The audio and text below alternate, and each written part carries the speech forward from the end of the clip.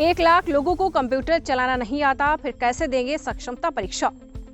आपको बताते चले, जिन लोगों को हमने नियोजित शिक्षक के रूप में बहाल किया, हमने सोच लिया कि उनके लिए एक मामूली परीक्षा का आयोजन करेंगे और उन्हें भी परमानेंट सरकारी बनाएंगे।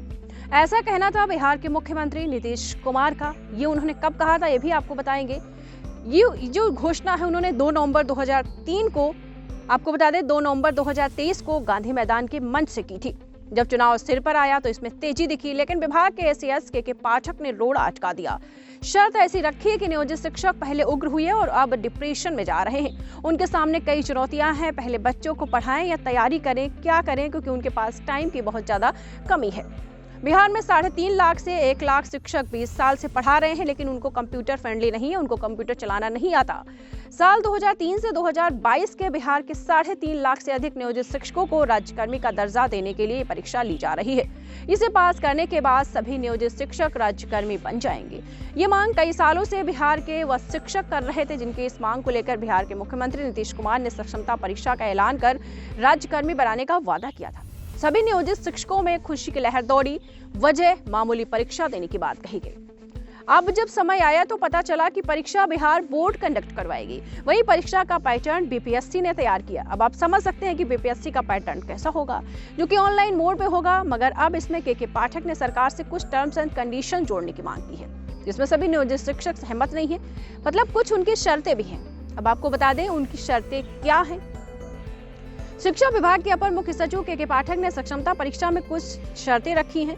अगर सरकार नियोजित शिक्षकों के लिए होने वाली सक्षमता परीक्षा में जोड़े जाने वाले के पाठक की शर्तों को मान लेती है तो कई शिक्षकों को उनकी नौकरी जाने का भी खतरा बन जाएगा। मतलब ऐसी शर्तें हैं कि उनकी जो नौकरी है वो भी जाने का खतरा उसमें बन जाएगा।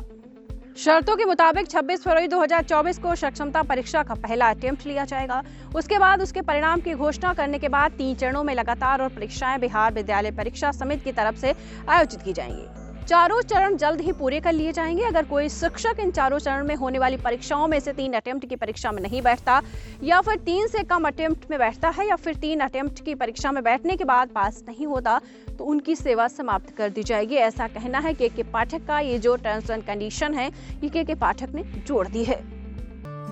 दीक्षांत एडुटेक लाया है दीक्षांत डिजिटल क्लास। दीक्षांत डिजिटल क्लास का उपयोग कर छात्र बना सकते हैं पढ़ाई को बेहद आसान और मजेदार। दीक्षांत डिजिटल क्लास को स्कूल में बैठकर देखना है तो पेन ड्राइव और स्मार्ट टीवी बनेगा सही माध्यम। चलिए अब ये भी जानते हैं कि दीक्षांत डिजिटल क्लास का फी स्ट्रक्चर क्या होगा।